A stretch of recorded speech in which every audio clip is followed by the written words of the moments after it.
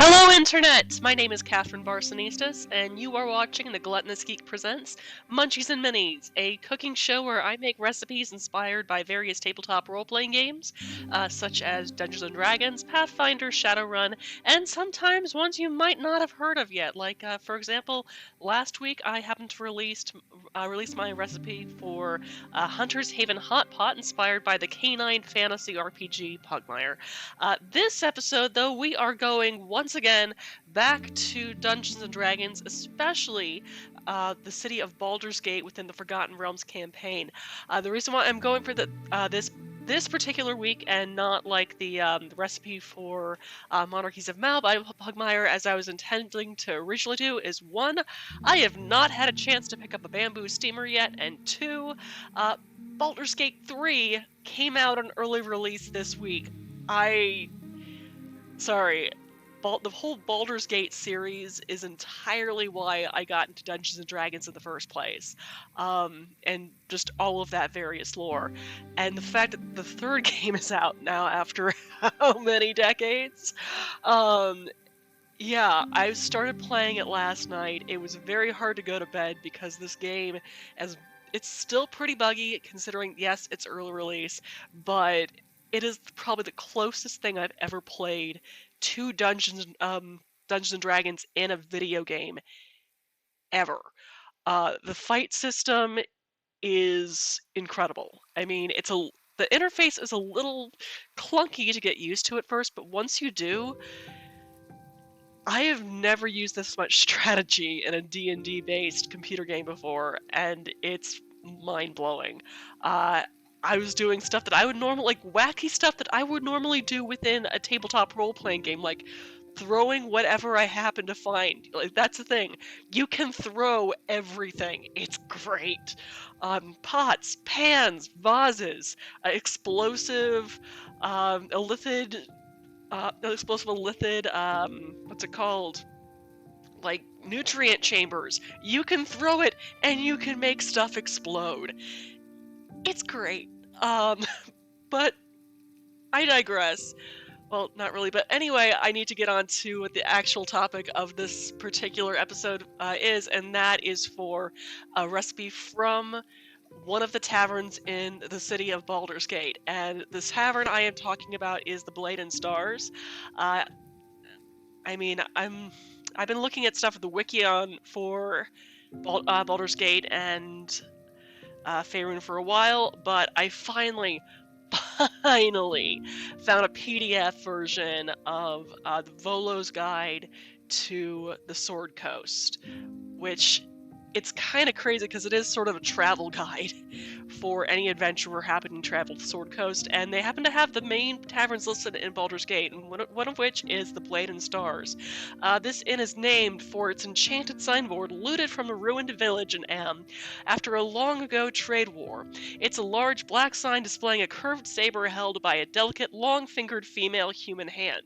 The sign is enspelled so the stars wink and slowly drift around the blade over the dark surface. The inn itself is less exciting, but still a good, safe, clean, and pleasant place to stay. Now, unlike the majority of the various inns I've seen in the Forgotten Realms series and a lot of D&D settings, there's not really a dining room or bar room so much in the Blade and Stars.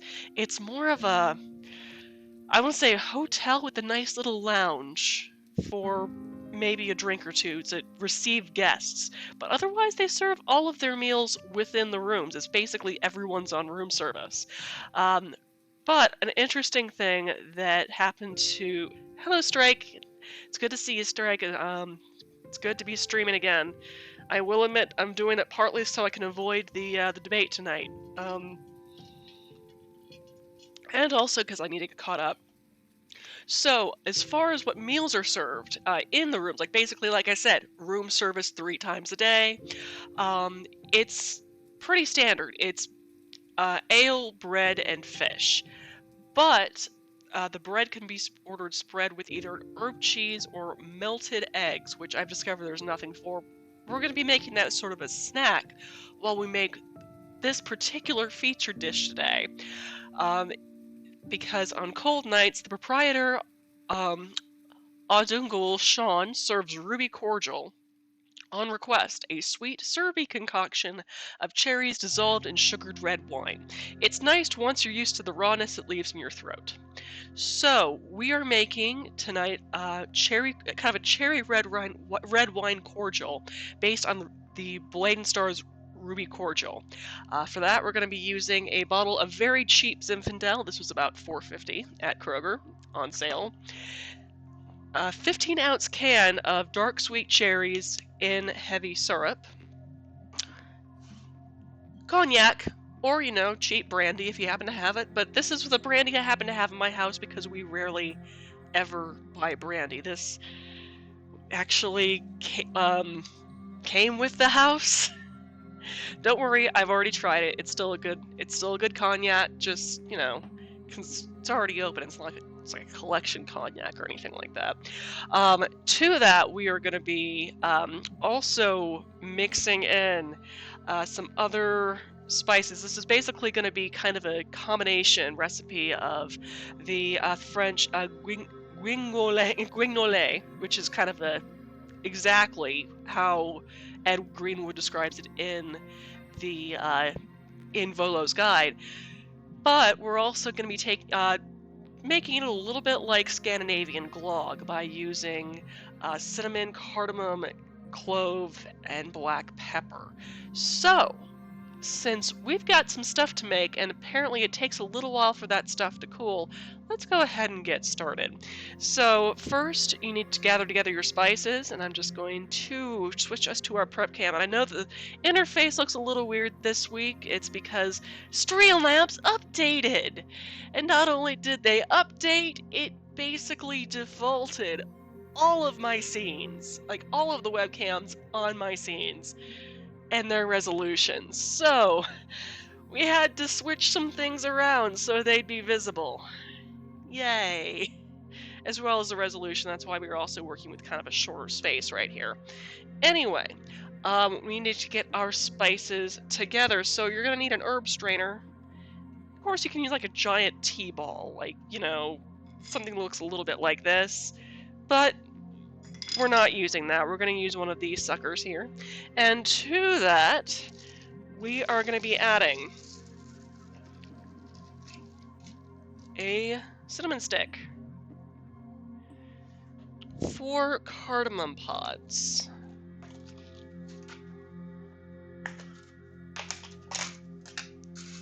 so these things right here. Let's see if I can show you in the camera. Look a bit like that.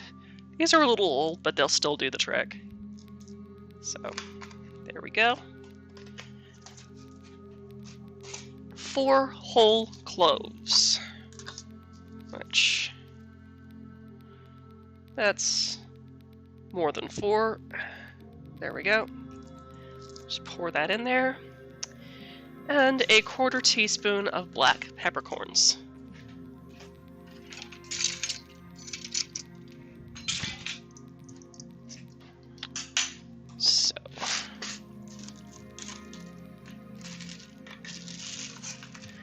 But yeah, as I was saying earlier, for those who are just joining us, the reason why I'm going back to Baldur's Gate this week is because Baldur's Gate 3 Early Edition has just released as of yesterday.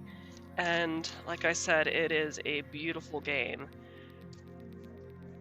And no, they are not paying me to say this. God, I wish they would. Because I just dropped $60 on a computer game. I rarely do that anymore.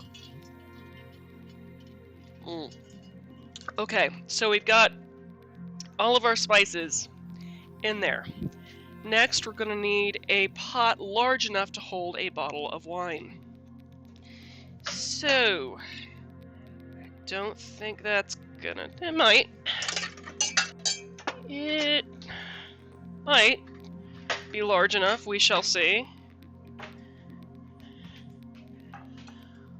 Not an ad, hashtag not an ad, hashtag could be an ad, hashtag call anytime, like Strike said. Oh boy, yeah, no, I love this game so far. The interface is a little wonky to figure out, but man, it's pretty. Okay, so next up, this 15-ounce can of dark sweet cherries and heavy syrup. To this pot here, you are going to be adding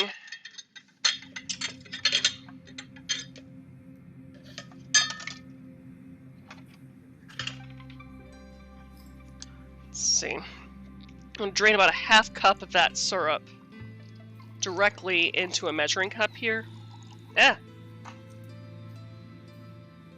Cherry can go in there.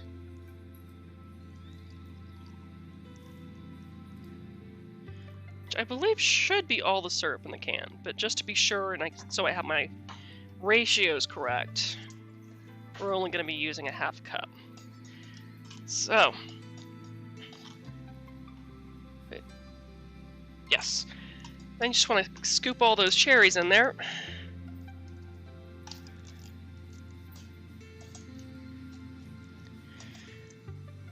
The thing is, since those cherries have already cooked in the syrup, I don't really want to drain that syrup because it has a lot of that flavor already in there. I mean, granted, feel free to do this with some fresh cherries at some point and just, you know, redo your liquid ratio, but since it is the beginning of autumn, we don't have fresh cherries, so we're going to be using canned. But like I said, it actually kind of reduces the amount of time it takes to make this. So, we've got our cherries, we've got our half cup of syrup. Gonna just go ahead and pour that in there. Then, not this bottle. This bottle. Like I said, go for a cheap bottle of red Zinfandel. 750 milliliters. This one is about $4.50, like $4.50 at Kroger. And if you can, try to get one with a screw top, because we're going to be putting this right back into the bottle once we're done. So, I'm just going to pour that whole lot into our pot and seal off our bottle so we can use it later without being contaminated. Cool. Alright, so you're going to need about 1.5 cups of sugar, which I've realized I am going to be needing sugar for some of the things I'm making today, because not only am I making this cordial, I'm also going to be making the marinade for another Baldur's Gate recipe, which is going to be for the blog post rather than Munchies and Minis. So, I'm going to need quite a bit of sugar. So, just go ahead and listen to me as I happen to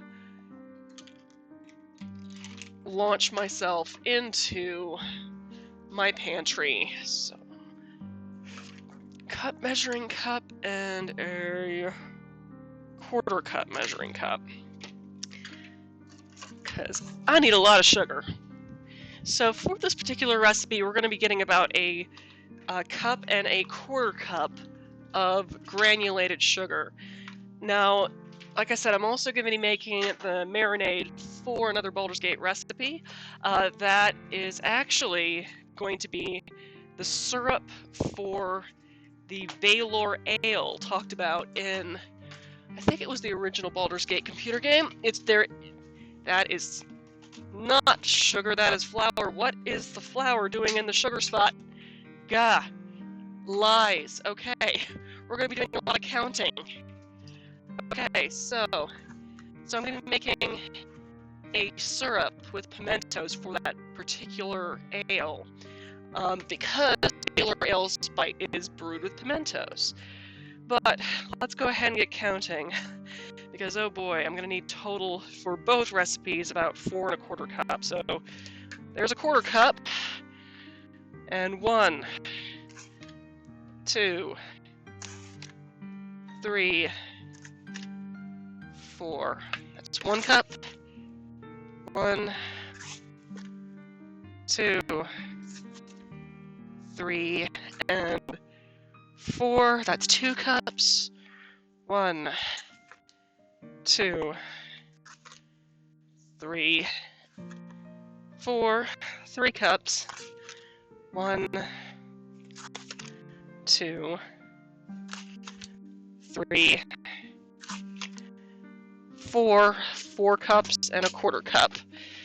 I just did that many crunches worth of sit-ups, just reaching for the sugar in my pantry. Who says you can't get exercise while cooking? Okay. Alright. Yep, like I said, my canisters were lying. That was flour.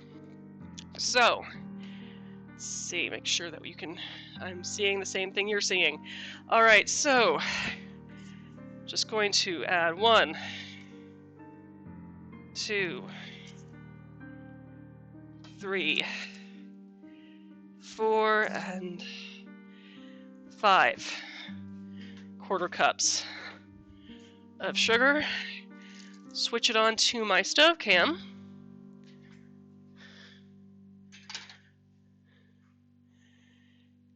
And start heating this over about medium heat. So I just need to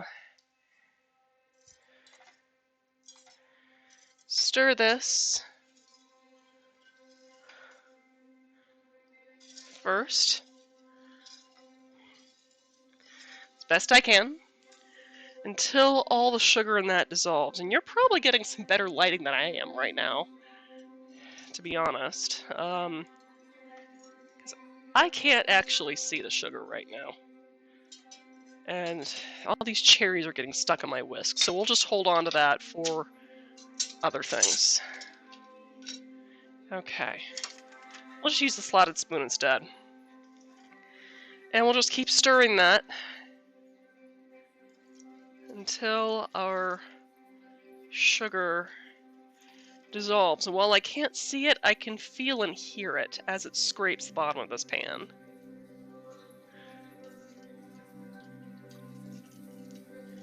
So. Oh boy. So, how's everyone's week going?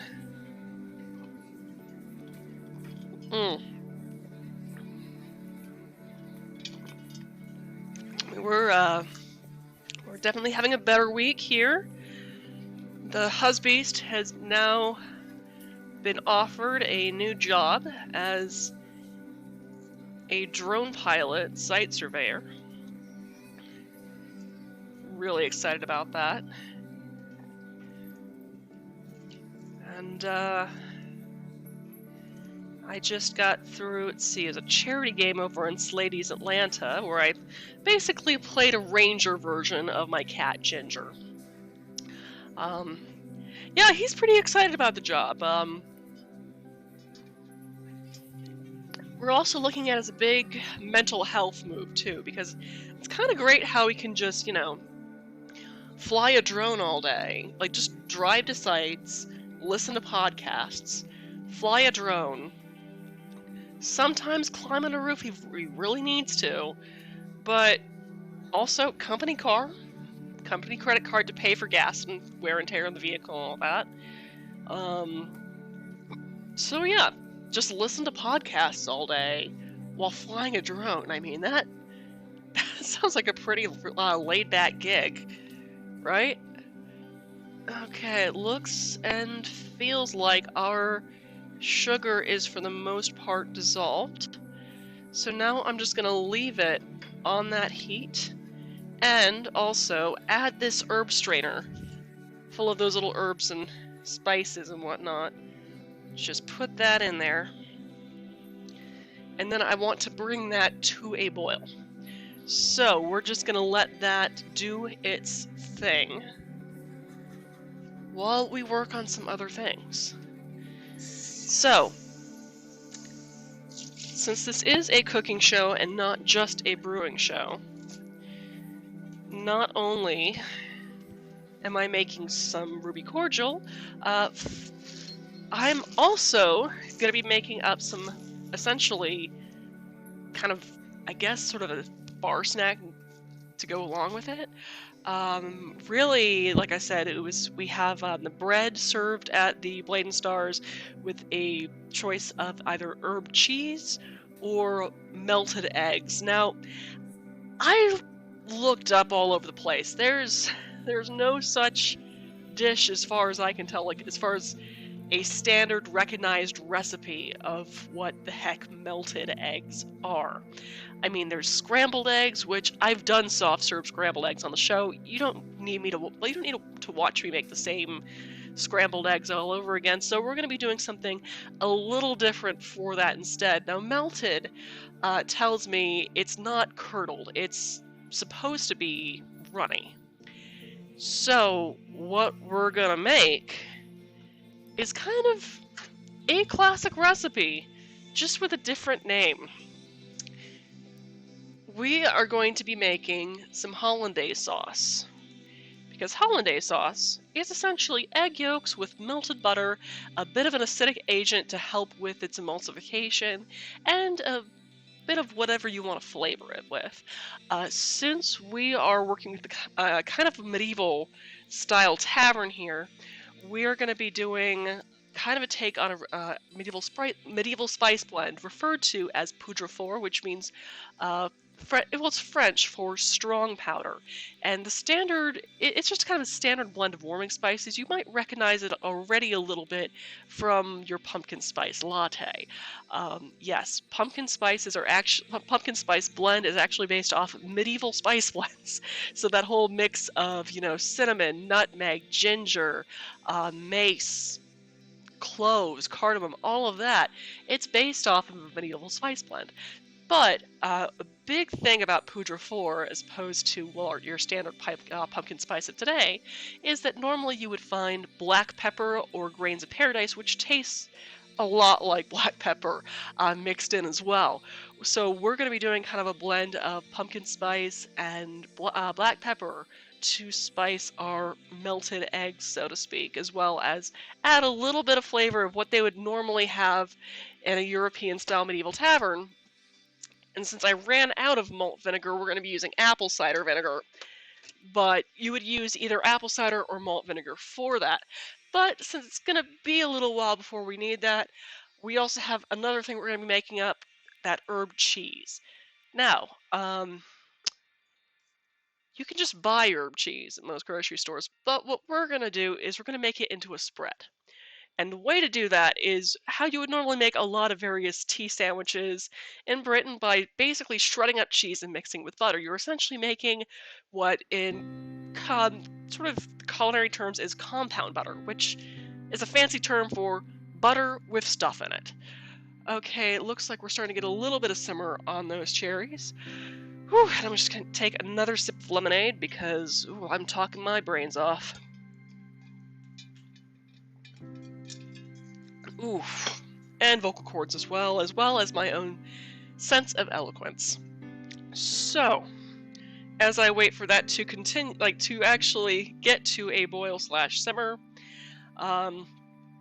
let's go ahead and give you some of those details for this cheese thingy. And let's switch you to my prep cam. So you're going to want about 8 ounces of extra sharp cheddar cheese.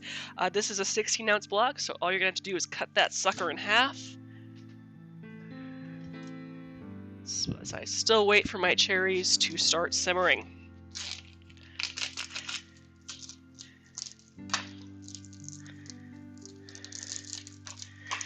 So, I'll take that. Sharp knife, cut that block. Now that's a little bit more than half, but are you really complaining about having more cheese? Really? So, I'm just going to stick that on there because you're also going to need 2 sticks of butter, each about a half a stick of butter, i.e. 4 ounces. So we've got 8 ounces of cheese, 8 ounces of butter. We're going for equal parts butter and cheese. I mean, I'm close enough to Wisconsin to know the answer to more cheese is yes. Yes, you are correct, Strike. And it sounds like we are at a simmer. Okay. We are almost there. I hear it below, but we're not really quite there yet. Okay, another thing we're going to have to do is make sure that our herbs are prepared to go along with our cheese. So, we're going to be using herbes de Provence, which is kind of a fancy name for Italian herbs with thyme in it. It's essentially that. It's like the kind of the herb blend you normally see in a lot of provincial French style cooking, but since Provence, France is like right by the Mediterranean Sea, you're going to be seeing a lot of those various herbs reused, except with a very French addition of thyme. But we've got dried herbs because it's expensive to collect all of those fresh herbs, yo. Not to worry. Oh, we are at a simmer. So, I'm just gonna look at my own instructions here. And, right. We are kind of at a boil. I am just going to put a lid on it, literally, and turn the heat down to low and set a timer for, I'm gonna go for about 7 minutes. About 5 to 7 minutes. I'm going for 7 just because. And also the reason why I am putting that lid on there is to keep all those fragrant, volatile oils within my mixture. So that's just gonna do its thing until I'm ready for it to not do its thing anymore. Back to our prep station. So you're gonna want a small little bowl, one that's kind of, wide enough to get all of that to spread. And you're going to want about a tablespoon of herbes de Provence. So, and that's about 3 teaspoons.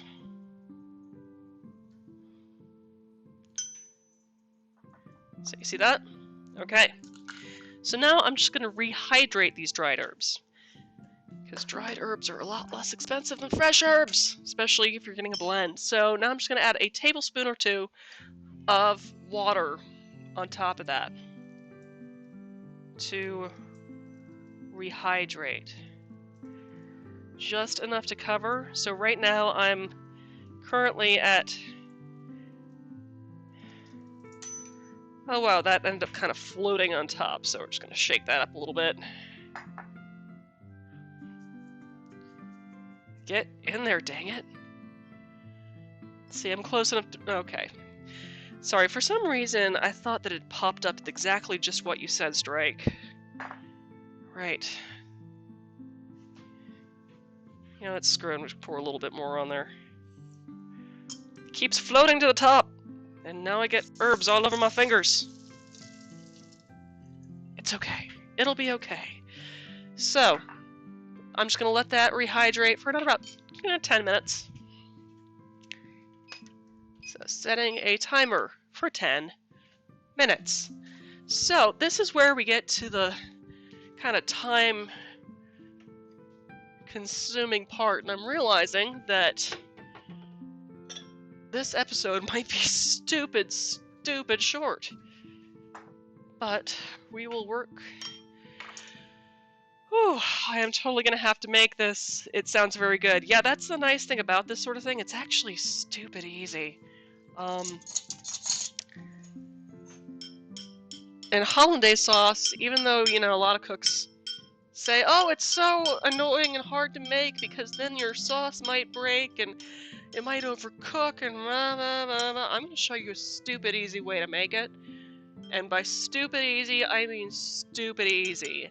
As in, you will feel like a complete idiot for ever saying that it was difficult.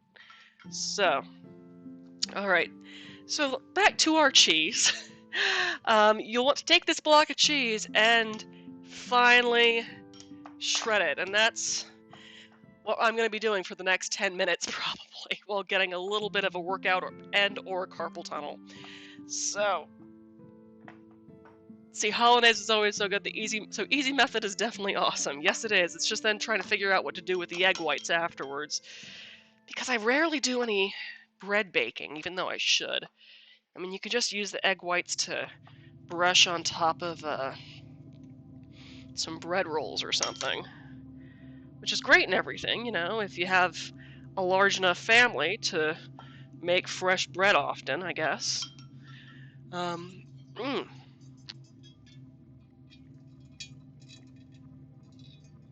Oh man. Whew. Yes. Relax. Goose Fraba.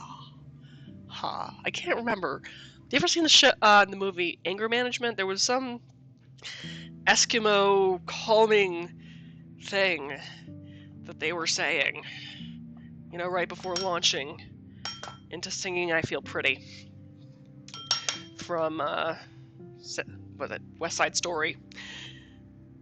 Yes, calm. Zen, grate the cheese. Angle the cheese, grating. Oh, that's not even better. That looks a little dirty now that I'm looking at it. Oops. This is a PG show.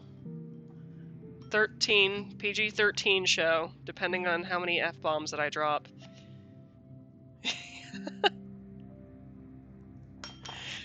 Yeah, and if you're a 13-year-old, you probably giggled at the fact that I'm grating the cheese like that. Yeah. Okay. But it also gives time for these sticks of butter to soften up a bit. Because otherwise we're just kind of, you know... I'm a 38-year-old and I giggled. Yeah, I'm secretly a 13-year-old boy. All this time. I certainly flirt like one. Yeah, and the whole, you know, saying, how does one flirt like a 13-year-old boy, you may ask? Well, generally I kind of make fun of the person until they notice that I like them. I don't know. It's like, oh, you think you're top.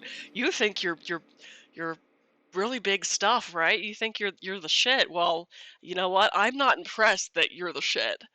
In fact, I'm so not impressed. I'm going to kind of semi-crack. I am a terrible flirt. I'm really bad at that. Poor. How does one flirt like a 13-year-old boy? Poorly. Oh boy. Okay. Let's see here. How's those cherries doing? The cherries are doing great. Got half a minute left on those suckers. And I can't believe that half an hour's already passed. I've talked a lot tonight. Oh gosh. Whew. That is a lot of cheese. Not that I am complaining. I'm going to need a larger bowl. Not that I'm complaining. Okay. Alright, so... Wow. That is a crap ton of cheese. Okay, so... Our wine has simmered. So I'm just going to now turn the heat off, move it to the other burner, and let it sit and cool for about, well, until it's room temp, so maybe about an hour, or at least until it's not so warm that it's hard to pour. So just gonna let that sit, do its thing, set a timer for an hour. I can do that on my phone. I can do that on the phone. Don't have to rely completely on kitchen timers, of which there are 2. So, alright, annoyingly loud timer. Let's start you for an hour. There you go. There you go. Alright, back to shredding cheese. And giggling about how suggestive it looks. Yay! Actually, I might go ahead and empty that out into a mixing bowl. Not that that's any bigger. I just cleaned a couple. Maybe that'll work. Oh, let's go for the glass. That way I at least have lids to put on it. Okay. Derp-a-derp-a-der. This one will do. And let's see if I have a lid for it. I think I do. Pretty sure I do. Yes, I do. Awesome. That way I can just stick a lid on it and put it in the fridge when I'm ready. So, just, there we go.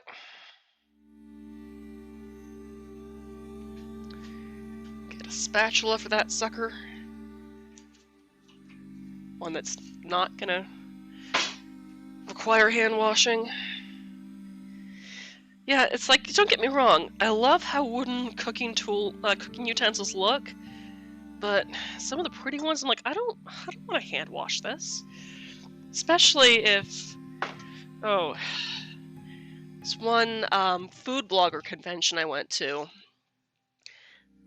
I got these beautiful pieces. Well, one of them is in here, the other one's hiding. But yes, beautiful, beautiful walnut spatula. It's beautiful, right? The only trouble is, yeah, that's more hand washing, and I don't have time for that. So, yeah, don't get me wrong, love display pieces, but they're good for two things. Showing off to your rich neighbors and taking photographs. Oh, and, you know, taking up space in your cabinets because you're not using them. So, they're basically serveware at that point. So much cheese.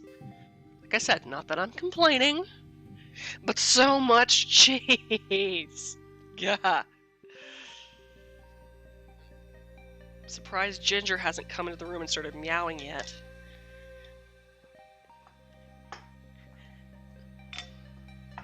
It's like, yeah, practical definitely beats pretty for me. Yeah. And it's actually kind of funny seeing a lot of stuff get popular. Like, for example, a lot of the cast iron enamel covered skillets. Oh, they're great. Don't get me wrong. Absolutely love them. But a lot of me is going, you aren't using those on the regular. You're not. No.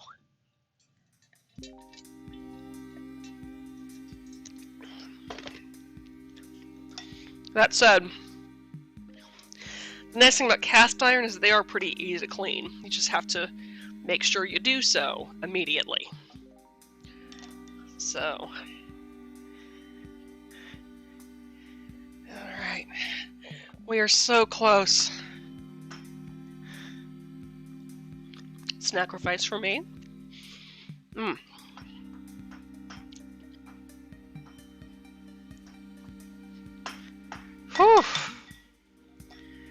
Wow. So yeah, we might be using this for the next week or so. Oh boy. I probably should only done a half batch of this. And there's still a half a bar of it. I mean, look at this. This is from a half-pound bar of cheese. Crazy, right? Okay, that's the 5-minute timer, which I can't remember what it was actually for. Oh, right! Reconstituting the herbs. As you see, they have definitely rehydrated some, see? Yeah.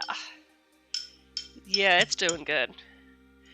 So, I'm just gonna see if I can pour off some of that excess liquid. I'll try. Not sure if I'm gonna succeed at that.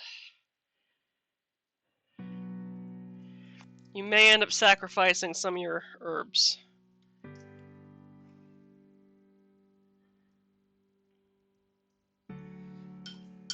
Doesn't have to be all the liquid, just, you know, most of it. There we go. Still have plenty of rehydrated herbs. Wish there was some easy automated way to grate cheese. There is. It's just, I don't have one for fine mincing except for maybe a Parmesan grater, which... Huh.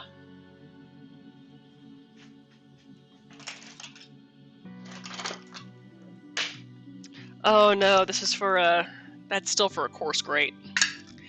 You're going for a fine grate with this because you essentially want this to be in the consistency of paste. That way it's a spread. You can put it on your sandwiches, crackers,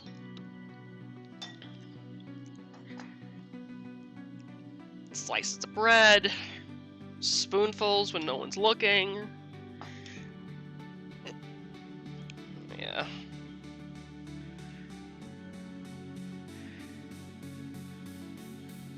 There's this block. I'm calling that a snacrifice. And whatever refuses to shred, that's also a snacrifice. There we go. Okay. Cool. Alright. And a plate for my snacrifices.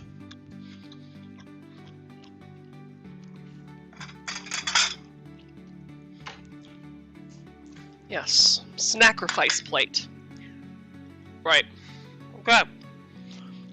Giant bowl of cheese. There we go. Strike says, yeah, I used to sneak pinches of shredded cheese straight from the package as a teenager. As a teenager, the fun thing about being married is that, you're not sharing that cheese with anyone else except your spouse. The fun thing about being single is you're not sharing that with anyone. But at least if you have a spouse or someone at least you spit with, you don't feel as bad about eating an entire bag of shredded cheese in pinches. So, can confirm. I stopped being sneaky as an adult. Okay, there you go. That's the right answer there, sir. Right, so, butter. That is not quite soft yet. It's a little soft. We're gonna microwave this in about 5-second increments. On high. Until it is soft enough to squish. So, that's 5 seconds. Is it squishy yet? It's a little squishy. Be a little bit squishier. 5 more seconds. Squish, squish, squish, squish, squish, squish, squish, squish. Okay. Is it squishy yet? It is squishy! Behold! My butter is squishy. So yes, squishy butter. You want the equivalent of 2 sticks of butter, i.e. 8 ounces, i.e. a cup of butter. So I'm just going to cut that sucker into cubes.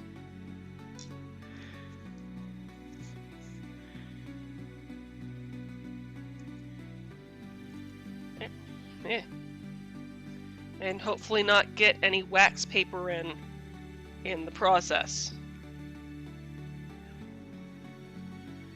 Okay. One stick of butter. And I probably could have made a half batch of this and been just fine.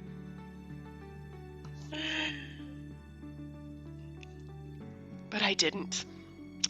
Oh no, we must make sacrifices for our work. Alright. Yes, as you can see, pushing the butter with the cheese to make a paste. I might need to use an extra spoon for this so it doesn't... And just do this whole kind of smushy, sort of smush and blend sort of thing. As it melts.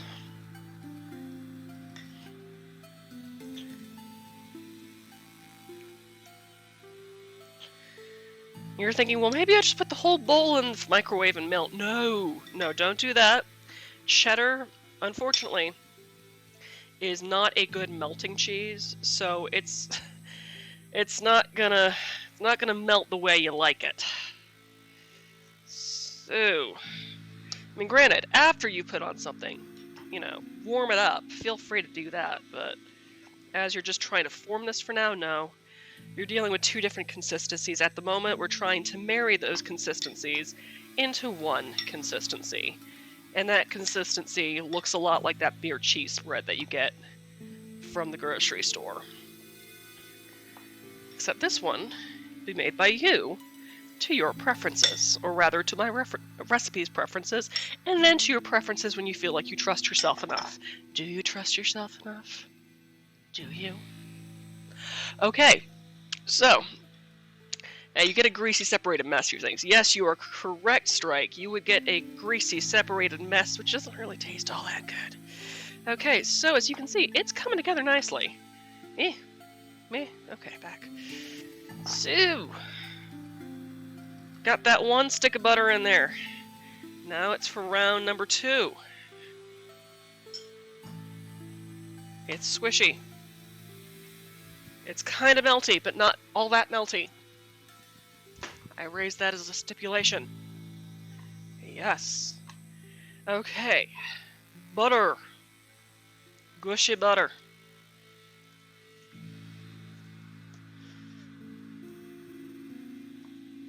And once again, I am thinking in 13-year-old boy mode. Nope, this is a PG-13 stream. I have not dropped an F-bomb yet, but it's coming. Maybe. It's coming. Maybe. I'm coming. Wait, no. No. Bad. Going into 13-year-old boy mode again. Okay. Alright. More cheese. And butter.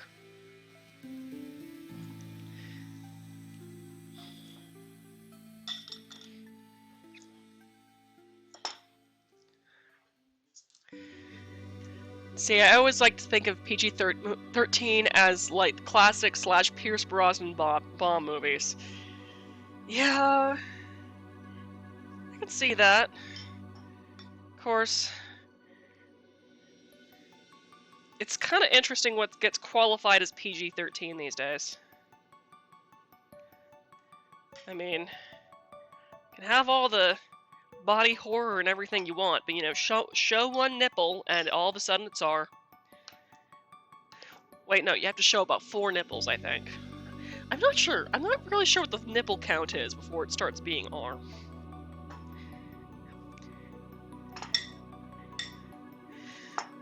Though, I probably lost whoever else was watching at that point. Okay. Okay. It's mixing. Okay.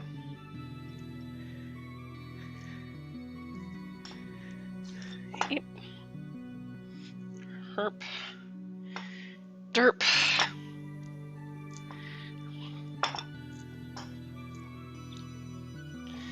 Alright. And then just gotta add and fold in that remaining butter.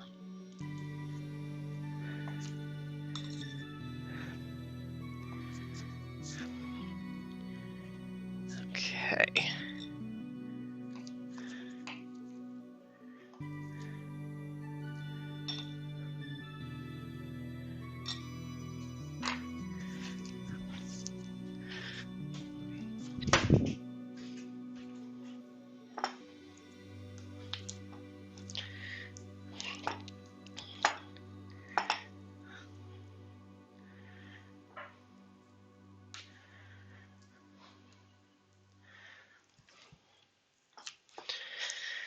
Whew. Let's see here. Bond talking to physicist Christmas Jones at the end of the film saying, I thought Christmas only came once a year. He makes your kid laugh. That ship has sailed. They're corrupted. Yeah, you're not wrong. Yeah, you're definitely not wrong there, sir. Oh, goodness. Alright. Think we're spreadable enough to move to just the spatula here. Now, the good thing about having the colored cheese in here is you can tell how uniform your mixture is. And don't get me wrong, I actually prefer white cheddar, and technically a lot of the orange cheeses you see, unless they're aged a certain way, the majority of that's dye. A lot of cheddar cheese is dyed, and it's kind of interesting how the whole white cheddar sort of thing is more expensive, and it's like, oh wow, you're charging me more money to not put dye in it. Okay, thanks, I guess. Okay. Alright. Just keep stirring, just keep stirring.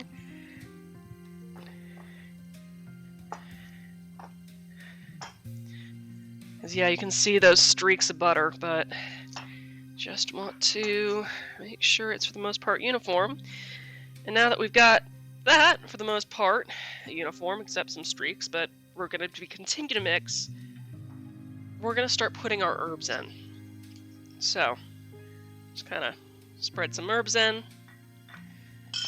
and do some folding.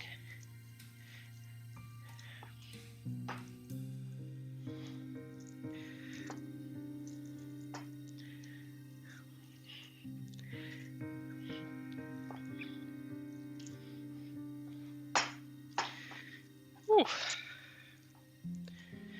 And the moisture from the herbs also is going to help your spreadability a little bit, as you can see here. Yeah. That's mixed, so I'm just going to fold in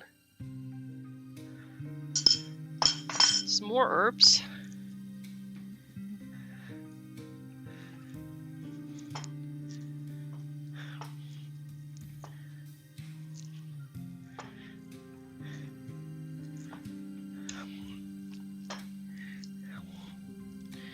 Whew. Definitely getting a workout today.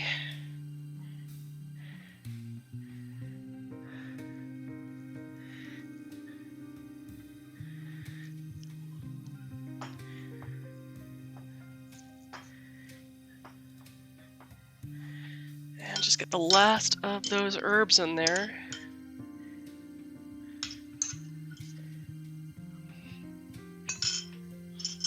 Oh.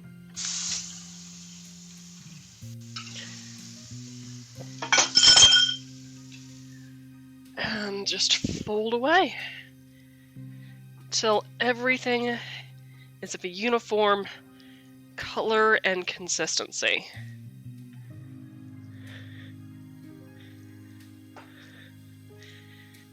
Okay, that's pretty good. Now I'm just going to taste it to see if it needs any salt.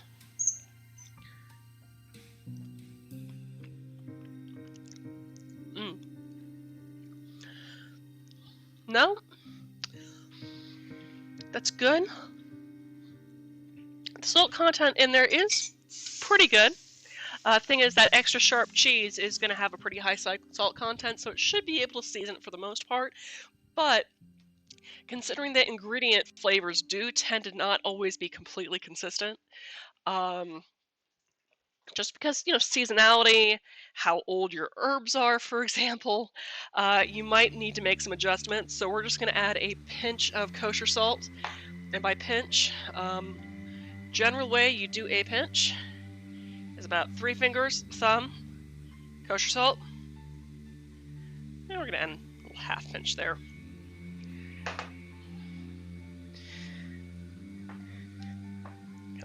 Fold that all in.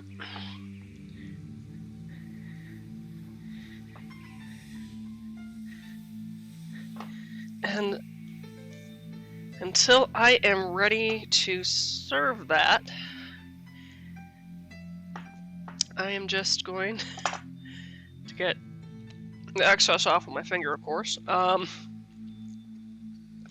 Get that in the bowl and cover it up with, why am I rinsing this off? I could have eaten this. Why am I doing this myself? Why? I've already started, I guess I might as well continue. Alright, but yeah, I need to let those flavors marry a bit, so I'm just going to kind of let it sit off to the side until I'm ready to serve it. If you're planning on serving it later, I would say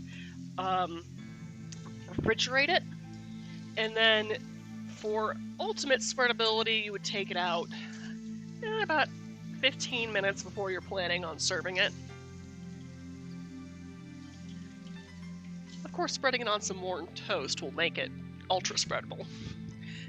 But since we've mixed it with cheese, the butter It's not nearly as dense as it would be if we had just, done butter. So I'm just going to stick a lid on that to keep the buggies out. I said buggies. Oh my god. What am I turning into? Stick that off to the side. And get on to our next thing.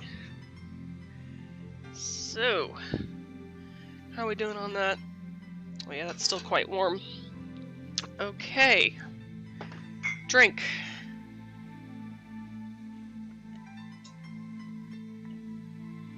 Okay. And a snack.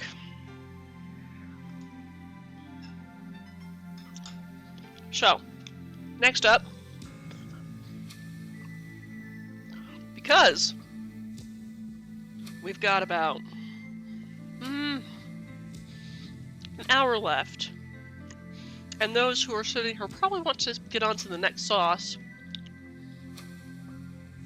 we're going to, wait. I also need to let my stuff cool. It'll be fine. Okay. Yeah. So let's go ahead and start making the next sauce, which is the melted eggs, i.e. Hollandaise sauce. So, in time to prep the first entry into the keep. I'm here for the ride. Awesome. Okay. So, 2 modern inventions. And by modern, I mean they're not all that terribly new. Will make you a perfect hollandaise sauce. Easily. 2 modern inventions. Can you guess what those inventions are? I'll give you about 10 seconds. 10, 9, 8, 7, 6, 5, 4, 3, 2, 1. Okay, 2 inventions. The microwave and a blender. Crazy, right? So, since I prefer using a stick blender, that's what we're going to use. Immersion blender. And no, not that fancy whisk attachment. I'm talking the blender attachment. Let's see, where's my container that usually comes with it?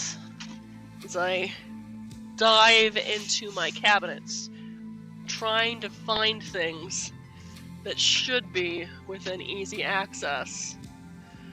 Bugger. We are going to use 2 measuring cups. Because that's what we're doing. So, 1 measuring cup. And another measuring cup. Now, mind you that both of them need to be heat safe, as in they can go in the microwave. So, first we're going to take that other stick of butter, about half a cup of unsalted butter. Just gonna... What am I worried about? Cross-contamination. So, one of them, I'm just gonna take that stick of butter and just cube it up into one of these measuring cups.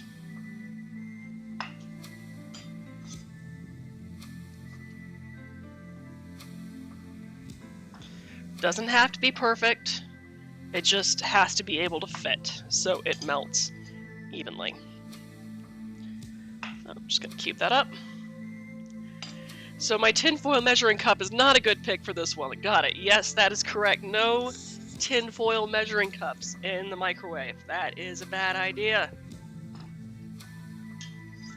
Alright. Measuring cup with a half cup of butter. Unsalted. Next up, we're going to take this other measuring cup here. And you will want 3 eggs. But the yolks of 3 eggs. So, don't mind me, I'm just going to grab 3 eggs here. 1, 2, 3.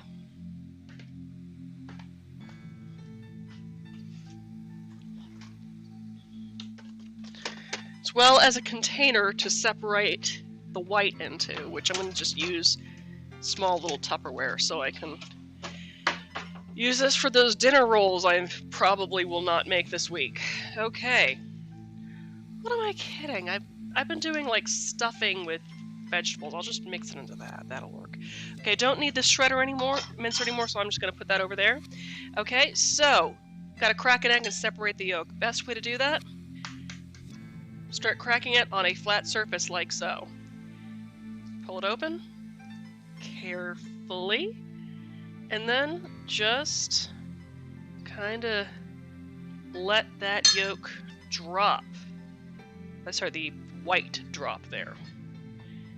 As you carefully shift this from side to side, and stick the yolk directly into that other measuring cup.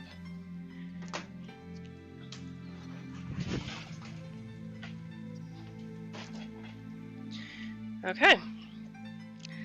Egg number 2. Flat surface crack. See, I knew someone who regularly put foil in the microwave until it broke because it made cool lightning. Oh my gosh. Well, that's terrifying. Okay. See how I got most of the white as I was opening it? Sometimes just kind of rotating it in the cup like so will help dislodge the white. So it just kind of has to make its way around the yolk until it completely drops out. See how it kind of like goes around the cup like that? Here we go. It's 2. And egg yolk number 3.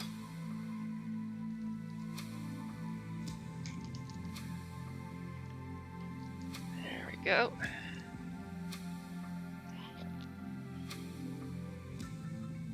And watch out for the sharp edges, because sometimes they'll catch as you're switching the shells.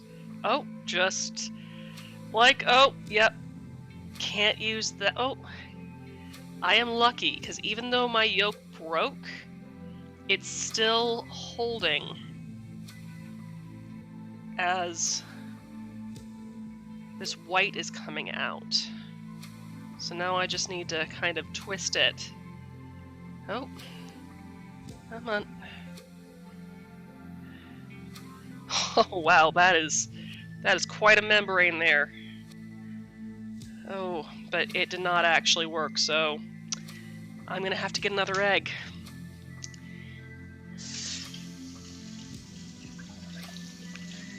Okay. Another egg then. That does not happen on a regular basis. Sometimes your egg will just be mean. Or old. That sometimes happens too. Okay. Moment of truth.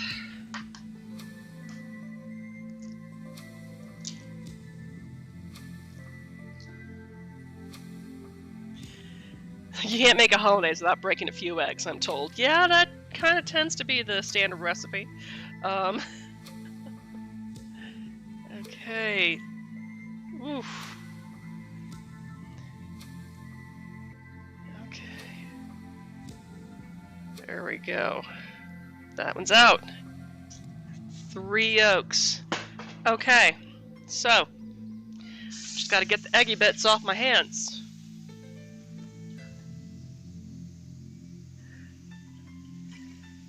And then we get on to the next fun and easy part. Alright, so to that mix, once I get my hands dry so I don't have salt sticking to them. Okay, to that, right, we are going to be adding a half teaspoon of pumpkin pie seasoning, which is all the way on the bottom here. So this is 1/4 teaspoon, so 1 and 2. a 1/4 teaspoon, so one of these thingies, of ground black pepper.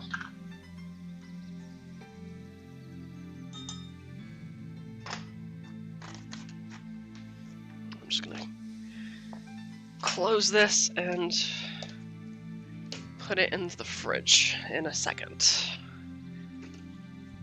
Okay, after having myself a sacrifice. Okay, as well as a tablespoon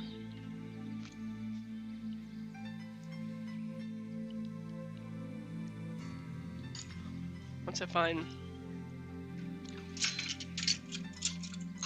I think I already used the main teaspoon thing. Oh wait, right here. A tablespoon of apple cider vinegar or malt vinegar. I prefer to use malt vinegar for this particular recipe because they serve ale, not cider. But if you happen to be out, apple cider vinegar also adds a nice flavor and also works a little bit better for your gluten-sensitive friends. So, remember, a tablespoon is equal to about 3 teaspoons, so there's 1, 2, and 3. Just set that off to the side because we're going to be using it later on for something else. So I've got that, and then I'm just going to add a pinch of salt. So, remember how I said we're going to need that stick blender? Now is the time. So, I'm just going to plug this sucker in. There. And not knock over my monitor while I'm at it. Hopefully. Okay. Blender attachment. Yeah, get on there. Dang it. Aha, here we are. And we're just gonna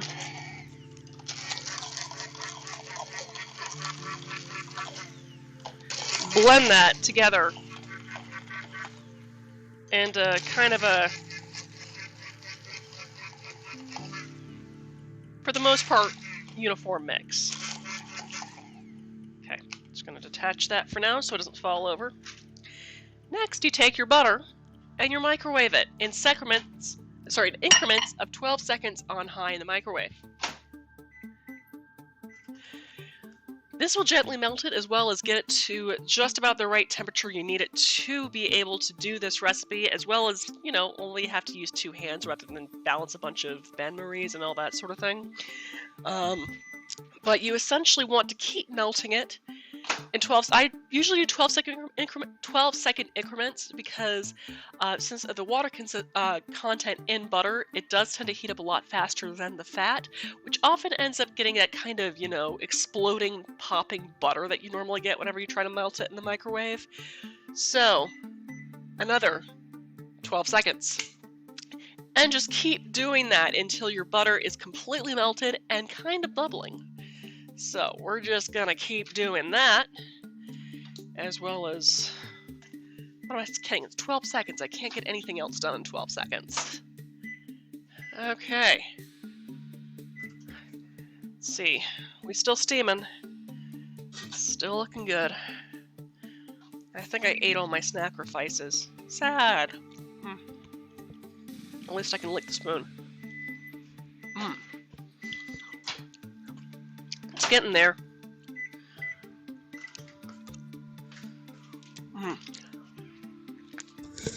Nom. Okay. Lemonade. Okay, we're melted. Not fully, but we need it melted and bubbling. We are not there yet. Another 12 to 24 seconds should probably do it. As you can see, our egg yolk spice mixture here. We are melted. Are we bubbling? We are not quite bubbling.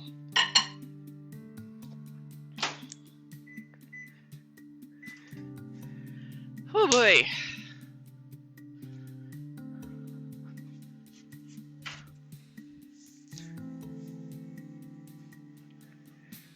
Alright. It should be hot enough.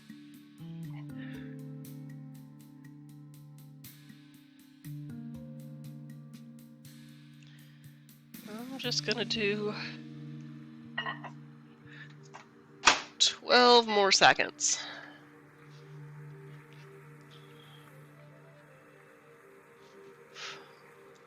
It's 5, 4, 3, 2, 1. Okay. It is definitely hot enough. Got a little steam going. Perfect. Perfect, perfect. Okay, so now you just want to get your blender back going. And you just bear with me with the sound right now. Just keep it going. So,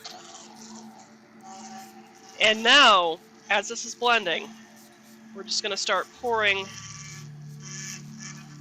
this butter in.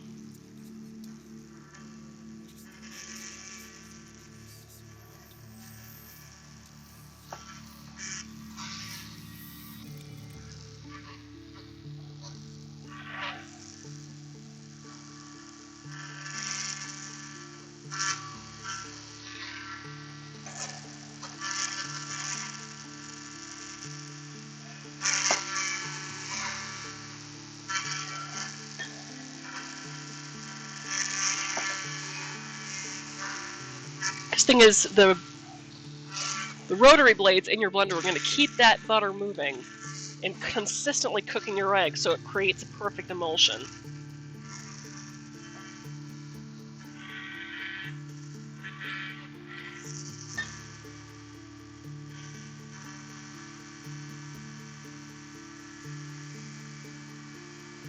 And that's the biggest thing with sauce, is to create that emulsion. You've got to keep the fat moving so it's not creating pockets that are inconsistent, so it's consistently cooking your egg mixture as it's being poured in.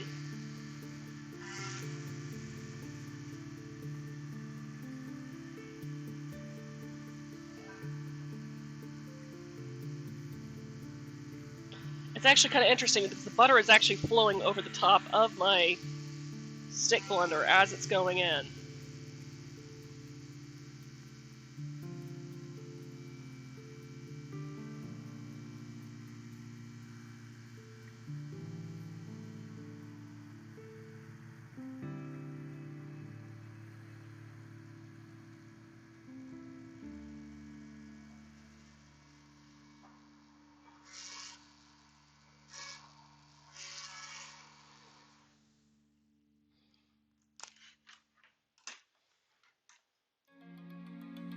And there you go.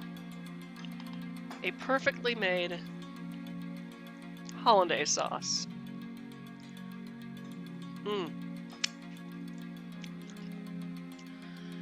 So yep, same basic principle with the standing blender. As long as you let that blender run, as you gradually pour in that butter, it will constantly be keeping everything moving.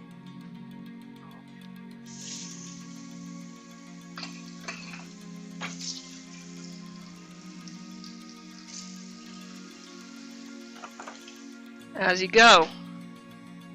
I mean, look at that. It's thick, creamy, and delicious. Okay. Cool. Let's see, how much more time do we have on that cordial? Okay, we got about 20 minutes left, waiting for the cordial to cool down. So there's just a few more things that I need to do before I am done with prep for tonight. And that is starting to prep this week's blog post recipe, which is also from Baldur's Gate, or at least from a tavern in Baldur's Gate. This recipe I'm going to be making this upcoming week, I think probably Friday at this rate, because Carter and I both have our D&D games tomorrow night, is for two different things. First is Baylor Ale, which is actually exclusive to the Blushing Mermaid Inn in Baldur's Gate. There is a quest to get it, get a pint of it in the original Baldur's Gate computer game. I think it's actually in the Sword Coast expansion pack. Don't quote me on that. I need to check on it. But yeah, it is a kind of, it's a standard ale that has been brewed with pimentos for an extra kick. So for that kind of, you know, demonic lower plane sort of flavor. So we're going to first be making some simple syrup out of pimentos and cinnamon sticks to mix with some Killian's red ale for our Baylor Ale. But another thing also known to the Blushing Mermaid Inn in Baldur's Gate is a pork platter with thyme and mushrooms. So I've got a pork tenderloin, about 3 pounds worth, in the fridge right now, which I need to get to a marinade of that ale, as well as some fresh thyme. So you're going to be seeing me Baylor Ale. As in, you know, Baylor from like the big demon lord from Lord of the Rings, as well as from the Forgotten Realms and Dungeons and Dragons sort of monster manual and all that.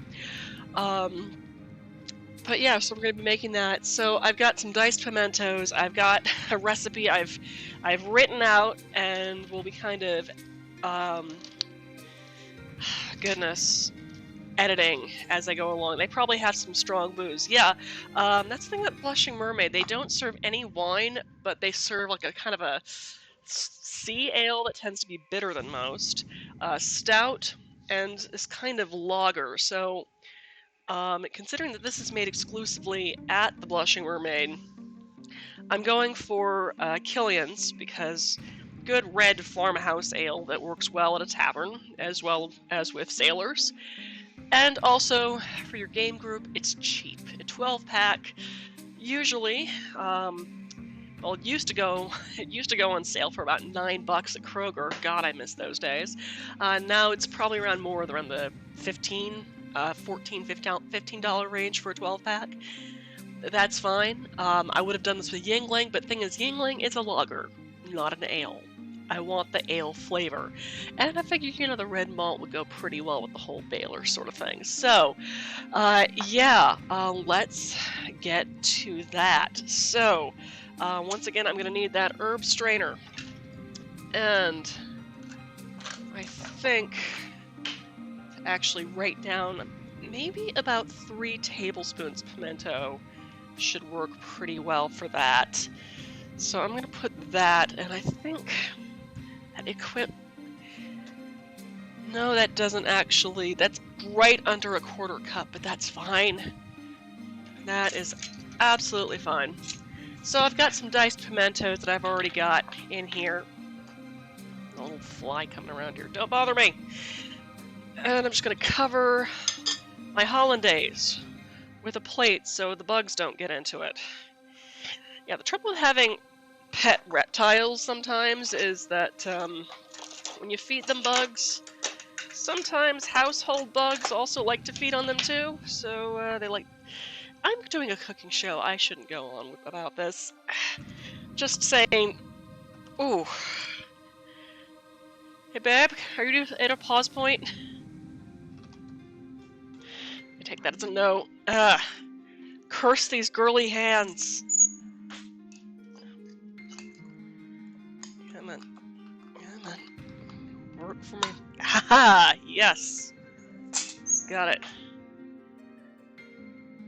This is why we have tools. Yes. Alright, so we got some diced pimentos here. And an herb strainer. And I'm gonna need a saucepan. Saucepan, saucepan, holy, holy saucepan. Okay. I'm gonna need a larger saucepan than that. We will do this. So, saucepan, pimentos, pen so I can write down what the heck I'm doing. It's like, ah yes, the cap snaffler. Critical kitchen tool. Yes, indeed. Goodness. So 3 tablespoons of pimentos. I'm probably going to regret this, but that's okay. We will make this work. I promise. Where the heck did my tablespoon go? Ah, here we go. Okay, so let's just shove. Yes. 1, 2, and 3 pimentos. And the reason why I'm doing this is only, and I say only, for easy cleanup. Because I don't want to have to try to strain this crap. So, we got that with, especially since I have all the little stuff coming out of it. Okay. Just going to give that a rinse because I'm going to need it later. And another thing I'm going to need is my camera, which I have to do a fun little vertical limbo sort of thing to get to and go around the back of my tripod while keeping my butt in. Yes, I know, this is such an image which you don't get to see. We're not that behind the scenes yet. Okay. Here we go. Pimentos. Some cinnamon sticks. Hoocha, hoocha, hoocha. Ale. Okay. Pimentos. Cinnamon. No, that's... Toss that one. That one's old. Not using that many cinnamon sticks, but it works well for the picture, so there you go. Mental pictures are fine for some things. Okay. I believe you. Okay. Derp, derp, derp. There we go. Turn this on. This room I'm going to need 3 tripods. Okay, I've got the... Okay, good. I do have the card in there. One time I did an entire progress part of the shoot with no memory card in there. It was not fun. Okay. Let's see. And help if I show one of the beers I'm working with too. So yeah, the recipe I'm making is gonna be enough for a 12-pack of beer.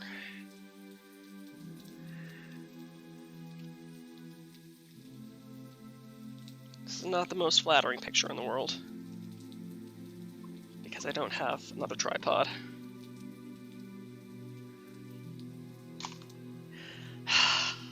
Okay, gotta turn that sucker off. There you go.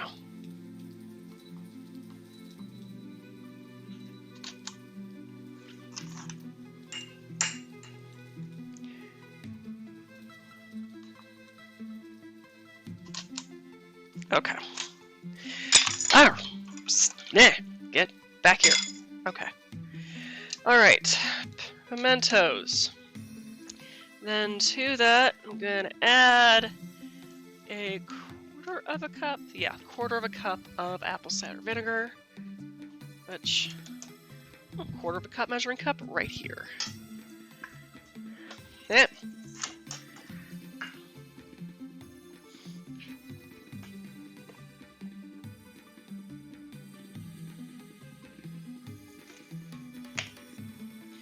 And to that, 3 cups of water. So, let's see, that's clean. Yes, that is. So, 1,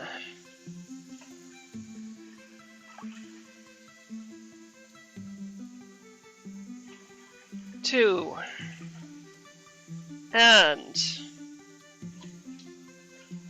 3. On the stovetop. Hi, Ginger. How are you, my princess? Wandering around my feet again, I see. You want to say hi to my followers? It's a baby girl. Hi, baby girl. Hello. Hello. This is my 21-year-old Princess Ginger, and she is precious, she is cute, she has a little pink snoot. Yes, you are. Yeah, it's my baby girl. Okay, baby girl. Cut it. Oh, goodness. Okay, yes, I have the things. In the things, which means I need to bring the things to a boil. So, the thing, which inexplicably has a cat hair in it. Over high heat, I need to bring that to a boil. Beer can go over here. And now it's a... Right. But I also need to add the cinnamon sticks, which I totally forgot to actually write in this thing. 2 of them. 2 of them work. There we go. 2 cinnamon sticks. Okay.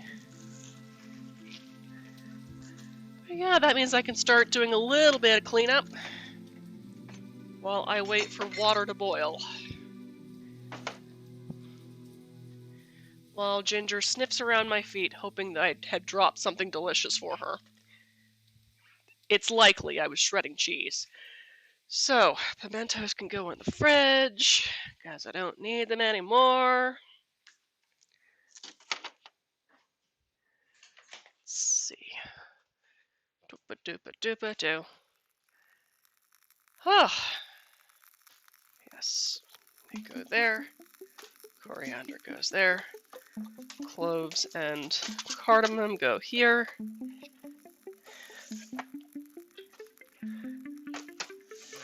As I Tetris my entire kitchen back together. So. Right. So did I get... Is that everything I needed? Yes, that was. Okay. Do I need the apple cider vinegar for anything else? No, I don't. It can go away. But also this allows me to set up other stuff for, you know, the cordial, which I'm going to need the bottle I just had it in, as well as my cognac, some lemon juice, as well as a jar to put all the cherries in. Because I don't know about you, but trying to pour cherries out of a wine bottle is kind of a pain in the butt. So, the whole idea is that yes, we have a bottle for our cordial, and another bottle for our cordial-infused cherries that you can use with grilled meat, you can use with ice cream, on top of cake, whatever you want to kind of add a little bit of wine-soaked fruit to. I mean, hell, reduce it down with a little bit of butter and put it on top of some chicken. Super tasty. Just try to get as much air out of that cheese bag as possible. Yep, just waiting for water to boil. And in the meantime, I think I'm going to pour what's left of that cherry syrup into a glass of wine for myself, I think, once I get this other stuff in the fridge. Ooh. Do I need anything else? Okay, sugar's there. This can go in the fridge. And into my next round of stuffing. I'm just going to move this to the counter here so it's not actively on the heat. Oh boy, my kitchen's a mess. Where is my... Yes. Put that there. Get my funnel. Funnel.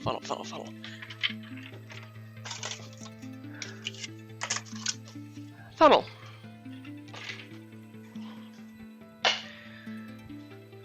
And a jar. And I don't mean the state of one of the doors on the house is. Okay, I think I might have a smaller one around here somewhere. Maybe. I need a footstool, which has also gone MIA. Oh boy. This is not going to be fun, but I'm going to have to do it.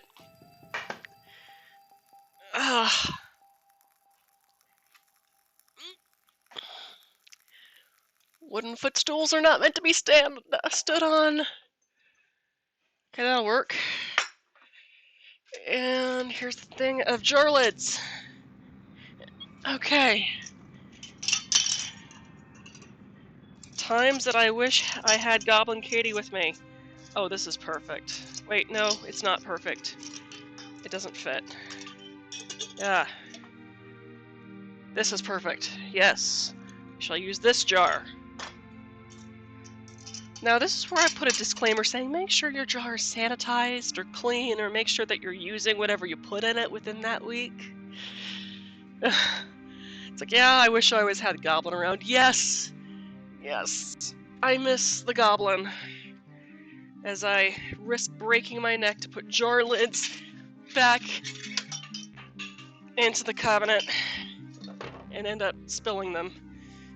Grr. Arg. Oh! I didn't realize we had a whole other jar of marmalade. Sweet! Okay. Okay, we are at a simmer. Not quite yet at a boil. Let's see, does this fit? No, that does not fit. Does this fit? Yes, it fits. Okay, so once we get to a boil,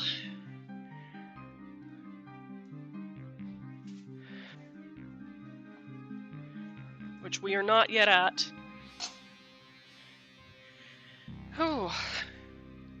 we will need to let that, steep. So, in the meantime, some other things we need to do. Just gonna stick that over there. Get some other things I need. Woohoo! Bonus marmalade, yes! Especially after last week's recipe with the Cornish game hen, roasted with that marmalade vermouth glaze. Yeah, the stuff it did to that stuffing was just, so freaking good.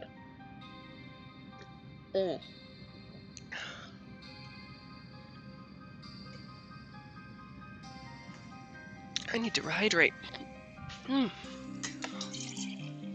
Oof. Okay, I think... Thing is, since we are working with herbs and fruit, we kind of want that to get to a full boil to be able to extract everything. And we are almost there. We are getting very close to that point. Like, stupidly close to that point, I would say.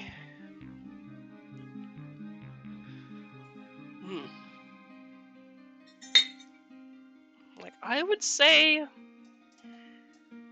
that's a full boil. So I'm just put the lid on there, turn off the heat, and turn on the timer for about 15 minutes to steep. So, oh, and that would be the hour that I can't remember. Oh, that would be the hour that we've had to let the cordial cool. So, let's do that. Okay, yeah, let's do that. Let's take care of our cordial with about 30 minutes left on the timer. So, let's just move this pot over here. Turn our cam to our prep. And take the lid off our pot. Okay, so already got my jar right here and my cherries. I'm going to just remove them with a slotted spoon. and transfer them to a jar, a clean jar.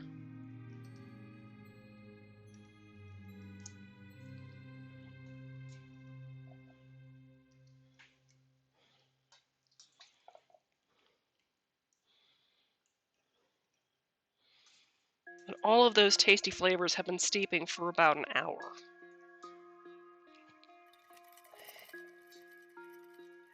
Now, unlike a standard recipe for God, what's the French word for this again? It's over here. I wrote it down. Guignolé. You would normally age it with the cherries inside, which great. It will break it down. It would make it even more cherry concentrated. But I hate trying to clean bottles that have had solids in it. So that's why we're just going to go ahead and separate it. And sure, if you want to use the stuff, like drink the stuff out of the jar, be my guest. But I don't really have anything that works for that. So okay, so we've got our herb thing. I'm just going to squeeze what's left out of there and transfer that to somewhere I can clean it out later, as well as just gonna give that a rinse for now in case I need it later, which I might. So next you're gonna need a ladle, a funnel, and the bottle. Oh, I forgot some important things.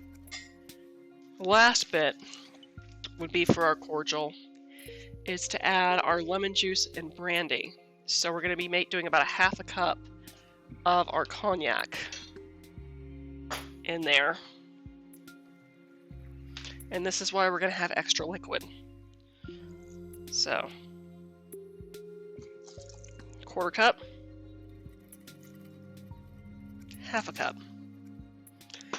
And granted, there's a lot of sugar in there, which normally you need some kind of acid to cut that amount of sugar. Granted, yes, we do have a red wine, which is acidic to begin with, but when I first was developing this recipe, it was for standard cherries than for canned cherries. And I decided to use the syrup already in the cherries to add that extra flavor and also to keep it separate.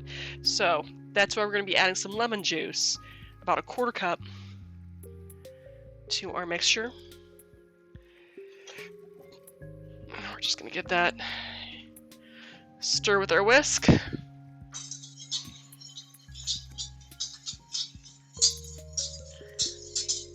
And then our whisk of rinse, because I'm going to also need it to add the sugar to our syrup in just a little bit.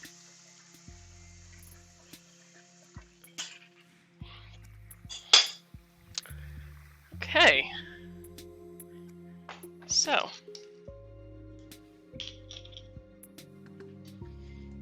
Don't know if you'll be able to see this. You probably won't, but we'll see what we can do. We got our funnel. Yeah, I'm going to have to switch cams for this. Well, you might be able to see it just fine. So, I'm just going to ladle it out. The funnel. Back into the bottle. And the thing is, sure, you could serve this immediately while warm, or you can let it smooth out after 2 days.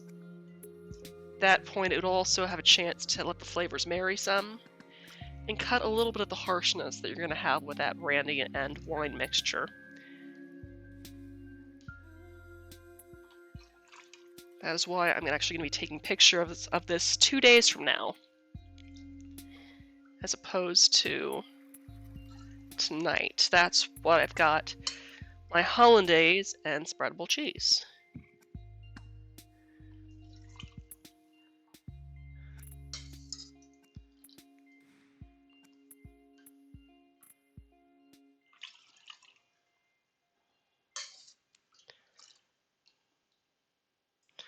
But either way, you're going to want to refrigerate this to keep anything from growing in it.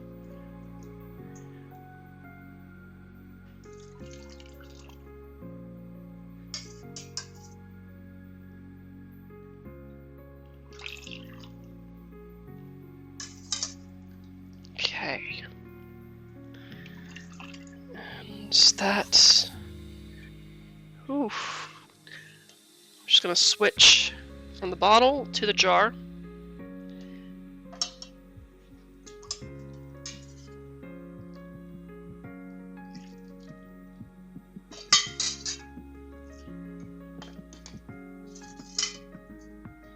And I think I might actually have enough to serve myself a cup or two. But you know, I might just do for pictures.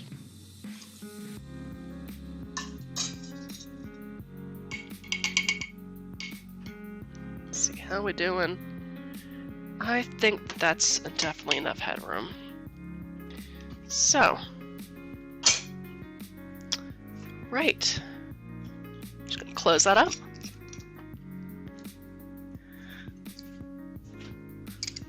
Stick it in the fridge.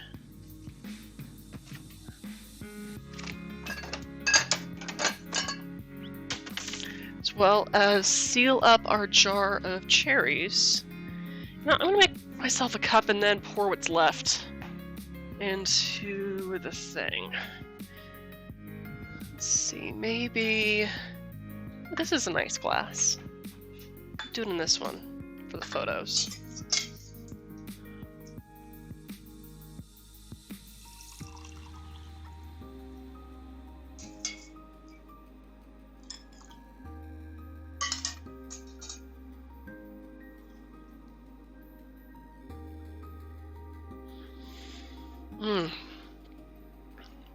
That is excellent.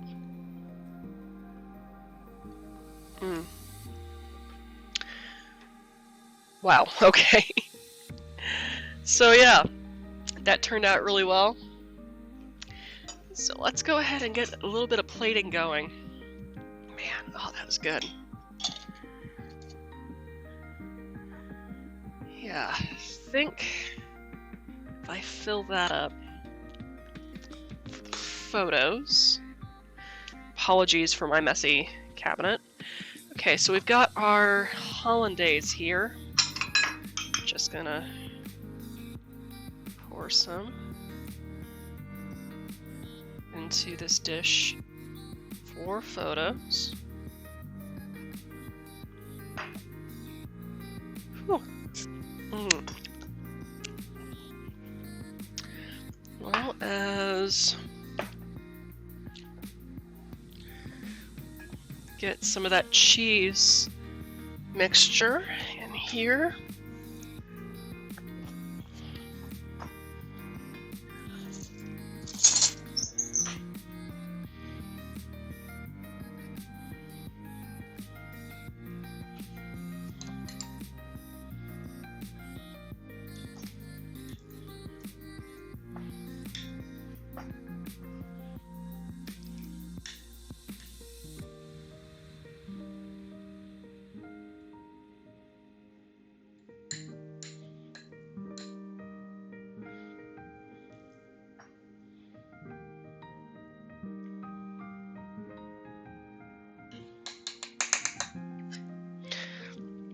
A big thing about serving kind of a creamy spread like this, first what you want to do is kind of spread it out in an even layer, like so. Then, to make kind of that kind of whip texture that looks really cool, you take a spoon and you do kind of half C movements with it, like so. And if it's not really to your liking, you can just smooth out and do it again until you get that shape that you like. Okay. And I'm just going to add a little bit more.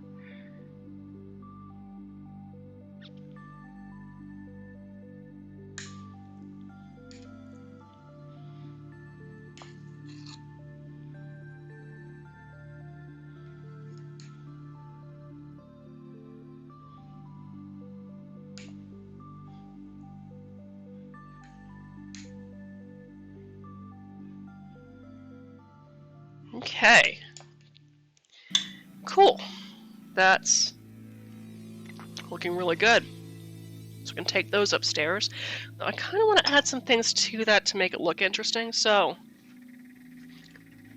I'm going to add some fennel seed.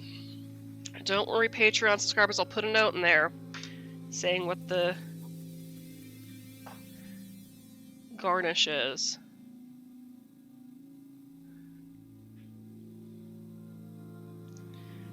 Fennel and cherry go excellent together.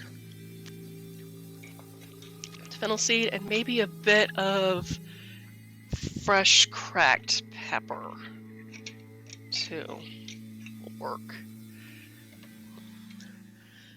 So where is my pepper grinder? Pepper grinder, where'd you go? You're in here. You're back here. Okay. So coarser ground on that. There we go. And I think maybe a touch of that herbs de Provence to kind of nail it home. This is what we made with.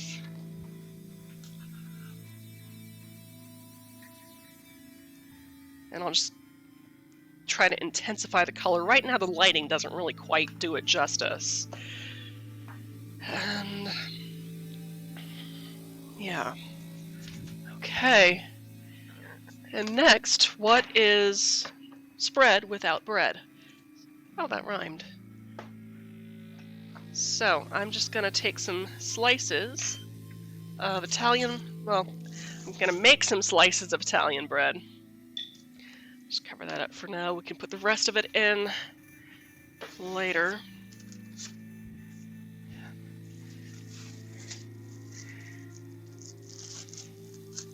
I was going to go for a more rustic looking loaf, but there wasn't really anything on sale at my Kroger at the time, so we're going to be using kind of a nice soft Italian here. So make sure you take a nice sharp serrated bread knife to it.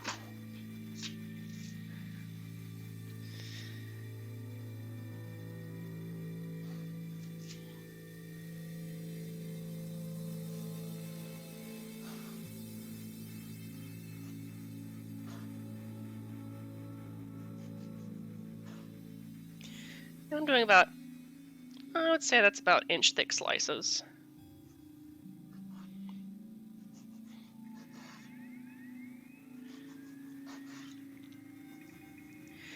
And I'm just going to throw that in the toaster. Toast it up. This is kind of a evening snack for my husband and I.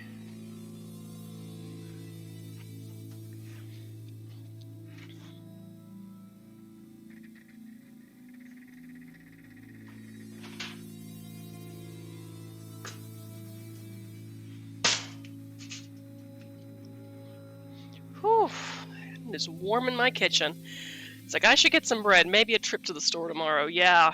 A lot of times what we like to do, especially if we happen to find a nice bread on sale, we'll just cut up a couple slices of it, heat it up in the microwave, and set out a plate of olive oil and salt. I like to add a little bit of sherry vinegar or balsamic vinegar to it, or just any kind of vinegar, some kind of acid element. But, you know, Carter's just good with the olive oil and salt. And after I get pictures of this, I've got this garden fresh tomato that, yeah, it's starting to get a little overripe, so I think it's going to go with our snack tonight. I think that's going to be pretty nice. So, just get this lemon juice into the fridge where it belongs. Do a little bit of fridge Tetris. And we are done with our 15 minutes on the syrup. So, that's good and hot. I'm just going to switch the cameras to the stove cam real quick here. Okay. Now, I have that big thing of pimentos that, you know, it hasn't been in sugar yet. You could technically use it for another recipe if you wanted to. So I'm just going to set that on a saucer for now, which I might throw into a Tupperware at some point. Maybe throw it into whatever the heck we're serving with Carter's victory steak on Friday. Alright, get those cinnamon sticks, get rid of them, you don't need them anymore. And while our liquid is still hot, just gonna heat that up on low and start whisking in 3 cups of sugar. Now for standard simple syrup, it's 1-to-1 ratio of sugar and water, and that is what we're doing. Which now we've kind of essentially made a pimento and cinnamon tea. We are just creating our syrup by dissolving all of that sugar into our tea.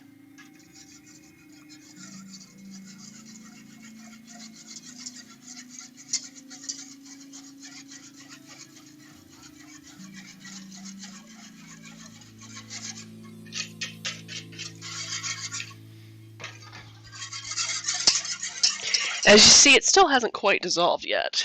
I just gotta check my own instructions here to make sure that I've... Okay. Yep. Turn up to medium low to kind of dissolve a little faster. But yeah, see that giant puddle of sugar at the bottom? Yeah, that needs to be dissolved. But yes, victory steak. Since Carter got himself a new job, we are having... He is gonna try his best. One of the Krogers nearby has tomahawk ribeyes, so he's gonna get us a tomahawk ribeye. We've got some asparagus and potatoes. We're gonna have a victory steak dinner Friday night. I think it's gonna be delicious. So, okay, we are almost there.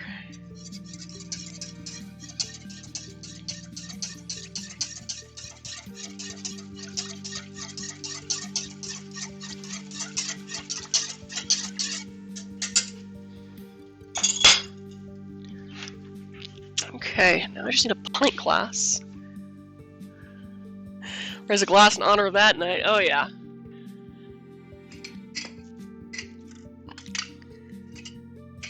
So, actually, hey babe, do you want a beer? A beer? Okay.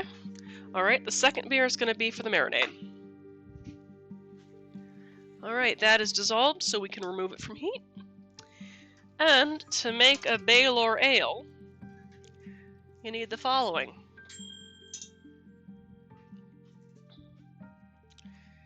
About 2 ounces of this syrup that I just made, which equals about 4 tablespoons. So 1, 2, 3, 4. And to that, you're going to need 12-ounce Gillians, or red farmhouse ale, whichever is cheaper.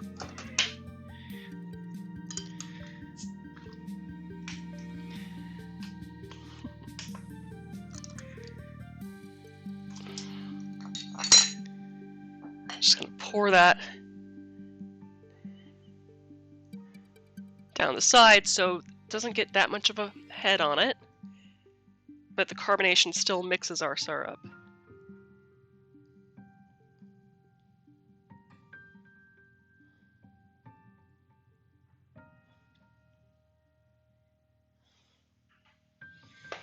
Alright, and this one is for me. I'm just going to give that a stir with a swizzle stick, i.e. chopstick. Oh, that was a bad idea. Gently do so. Ooh, but that does have that kick on it. Oh boy. Yep. Gently stir it, or you will have beer and syrup all over your countertop like I just did. Ooh.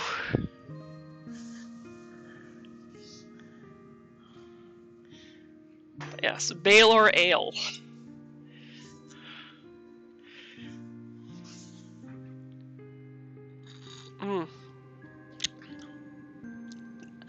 That's really good, actually.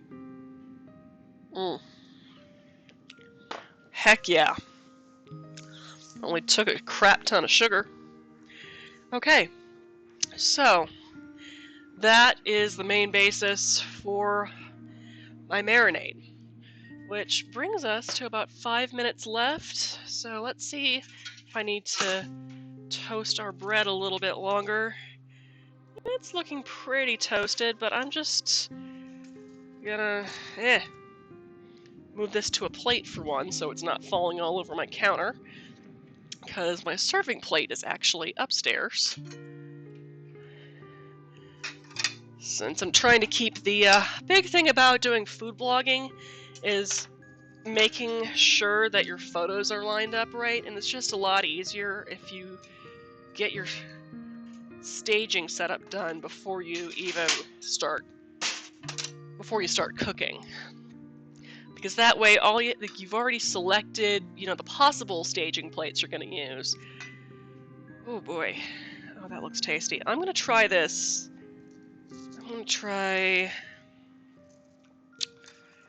Oh boy, these all look good. I'm going to try one of these non-toasted pieces with a bit of the cheese and another piece with the Hollandaise.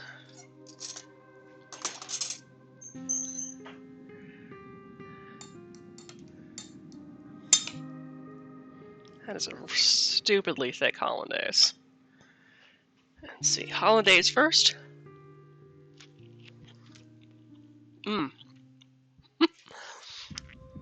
Get it all over me.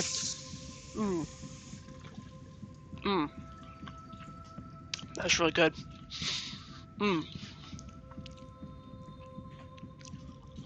Take a sip of my cordial.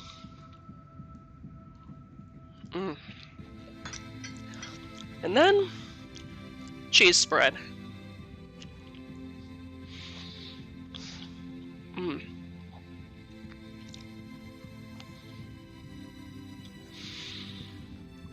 It's gonna be really hard going upstairs to take photos of this. Okay. Okay. Oh boy. Right. Well, I do hope you enjoyed this episode of Munchies and Minis. We managed to get a lot done, and actually within the right time period. I mean, I would show you the actually putting together the pork roast together, but I think I'm gonna let the syrup cool a little bit more. I should probably put a lid on it. I'm gonna let that cool a little bit more, and as well as clean up my workspace a little bit more before I get out raw pork, as well as get these photos done. Anyway, I hope, like I said, I hope you enjoyed this episode. It's a very Baldur's Gate episode of Munchies and Minis. This upcoming week, I'm hoping, if I can get the ingredients for it, I'm going to make a recipe inspired by Pugmire's expansion pack, The Monarchies of Mao, which is the cat version of Pugmire. The only things is that I need to not only get the ingredients for it, which is not terribly difficult, but thing is, I also need a bamboo steamer for it. So that requires me to take a trip to H Mart, which requires me a little bit more time than I've had this week to go grocery shopping. Anyway, thank you so much for joining me. It's good to see you, Strike. Thanks for keeping me company for the past 2 hours. Yeah, I will catch y'all hopefully next week. In the meantime, stay safe, stay sane, stay you. From my household to yours, my name is Catherine Barsonistas. Have a great night.